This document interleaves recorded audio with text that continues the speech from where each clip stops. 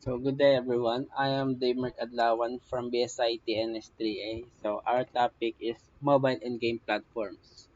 It is referred to the foundational software frameworks, technologies, and ecosystems that power mobile applications and games. These platforms provide developers with necessary tools, resources, and environment to create, distribute, and operate their applications and games on mobile devices such as smartphones and tablets. So, yun. Ayun yung mga parang ah, mga tools na ginagamit ng developers to create.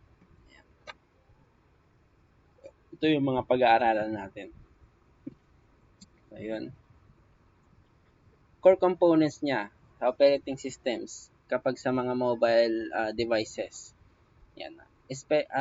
Most common is Apple iOS. It is known for its closed ecosystem which ensures security and stability. So yun talagang pinaka kinagandahan ng Apple yun, sa security.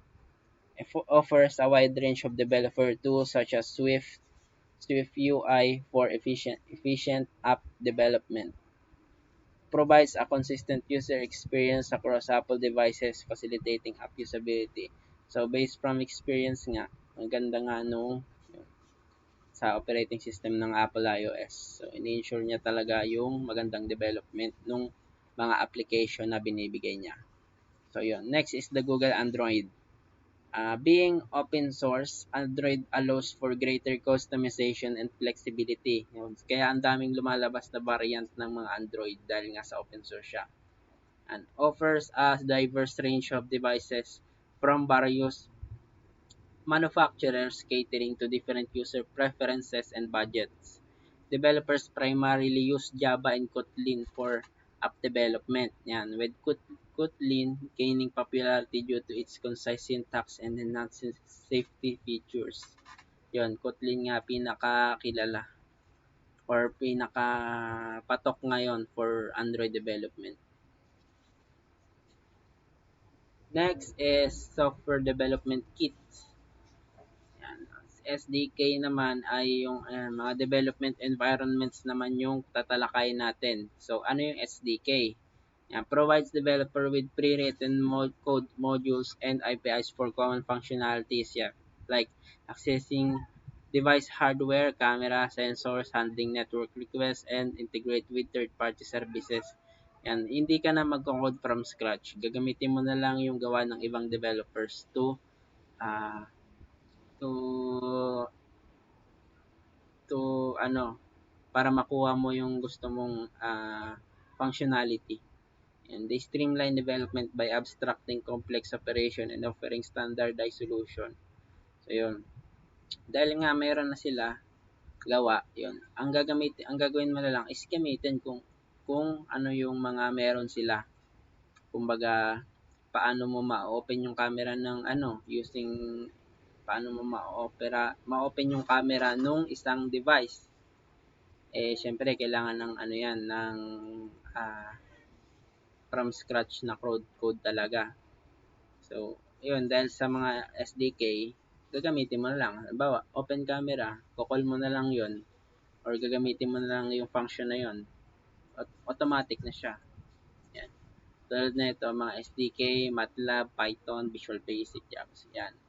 Ito yung mga basic. Ito yung pinaka mga fundamentals talaga. Yan. Python. Especially the Visual Basic. Yan. Kumbaga, hindi mo na, 'di ba may drag and drop functionality sila. Hindi mo na kailangang i-hard code yung mga UI. Next is the integrated development or IDEs. Yan. Ito yung dito tayo nag-edit ng mga code para mabago natin yung processes or maging output ng ating ginagawang application. Next is the application programming interface. Ito, dito tayo nagko-call ng mga data or dito tayo kumukuha ng mga data or magpo-provide tayo ng data using API. So yun, yung API na yan, pwede siyang to multiple devices or multiple applications. Iisa lang yung database nila, iisa lang yung pinagkukuhanan nila ng data. Next is specialized technologies for games. 3D game engines. Yan. Unity and Unreal Engine are industry-leading platform for yan. Unity nga, yun, kilalang kilala siya. Dahil nga sa, pwede ka nga maglagay doon ng mga, halimbawa, mga images na pwede mong i-modify kung paano siya gumalaw. Yan, may physics simulation din, animation tools, asset management. Next is the augmented reality AR or VR APIs.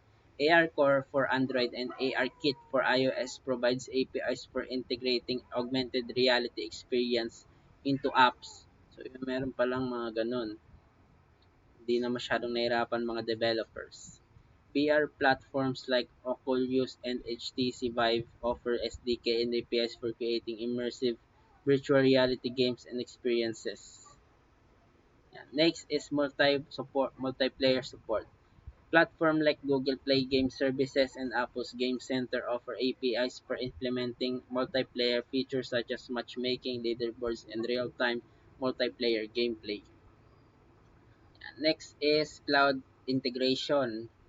Ang cloud integration services like Amazon, AWS, or um, Google Cloud Platform or GCP provide scalable infrastructure for storing game data.